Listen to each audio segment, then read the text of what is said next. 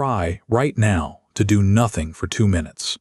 No phone, no task, no plan, no productive purpose. Just sit. For almost everyone, a strange thing happens within seconds.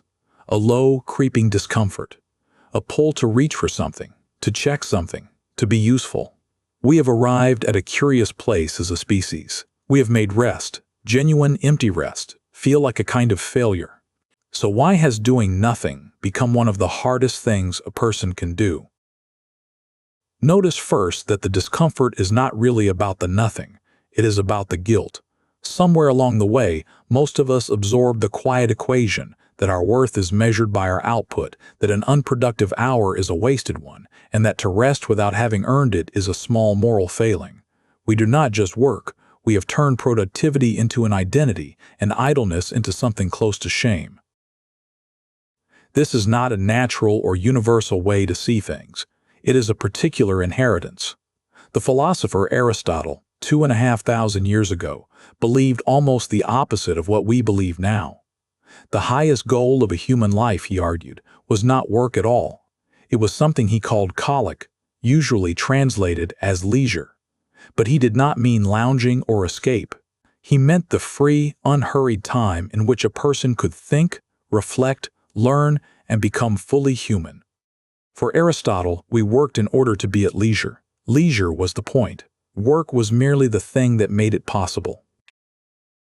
Somewhere between his world and ours, they got completely inverted. Now leisure is what we grudgingly allow ourselves so that we can return to work recovered and more productive. Rest has become a tool in the service of output rather than the thing output was supposed to serve.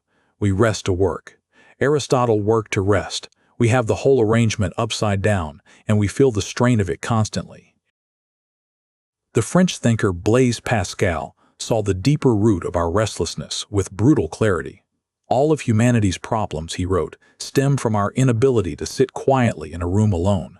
We cannot bear stillness because in stillness we are left alone with ourselves, with our thoughts, with the questions we keep outrunning. So we fill every moment with activity, with noise, with busyness, not because it all matters, but because the alternative, the quiet, frightens us. And this is where a crucial distinction gets lost between rest and mere distraction. Collapsing onto the couch and scrolling for 3 hours is not actually rest. Your mind is still being fed a constant stream of inputs, still reacting, still consuming, never still.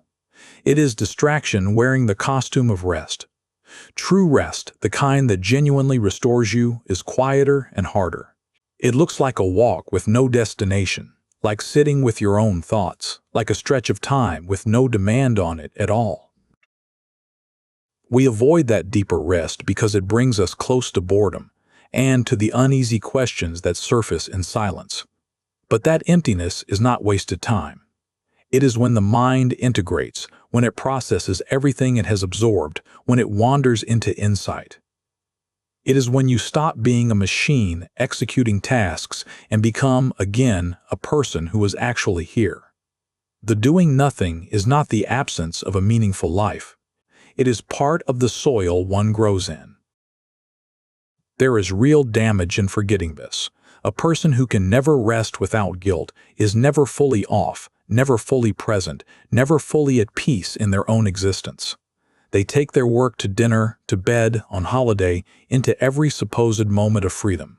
They are always slightly elsewhere, always slightly owed.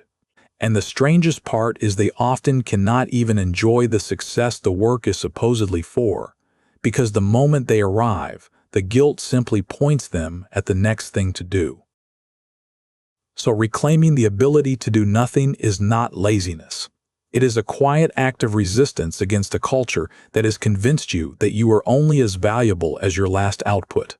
To rest without earning it, to sit in a room alone and be at peace there, to let an afternoon be unproductive and feel no guilt, these are not failures of discipline. They are signs that you have remembered you are a human being, not a machine that occasionally needs maintenance. Begin small, because the guilt will fight you. Take 10 minutes and do genuinely nothing. No phone, no goal, no secret productivity hiding inside the rest. Let it feel uncomfortable.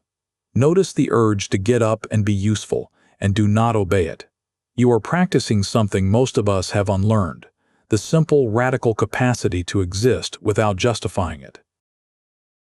Because a life is not only the sum of what you produced in it, the walks, the long, unhurried conversations, the afternoons that accomplish nothing at all, these are not the gaps between your real life. Very often, they are your real life, and the work was only ever meant to make room for them. So the next time you find yourself with an empty hour and feel that familiar guilt rising, the sense that you should be doing something, try to recognize it for what it is. Not wisdom, but a kind of conditioning. You are allowed to rest. You are allowed to be still. You are allowed, sometimes, to do nothing at all, and to understand that this, too, is a way of being fully alive. If this gave you something to sit with, that is what this channel is for. Small shifts in how you see your own life. I will see you in the next one.